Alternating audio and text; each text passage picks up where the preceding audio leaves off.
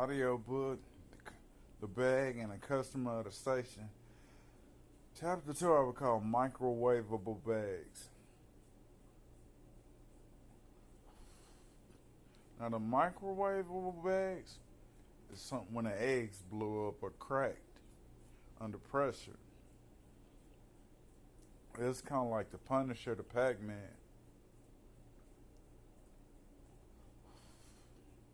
Every off vehicle we toss.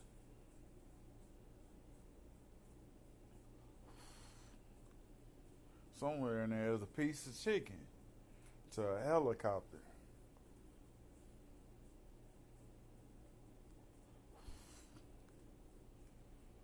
Could have been a bunch of wild remarks to a helicopter. Really back to the station.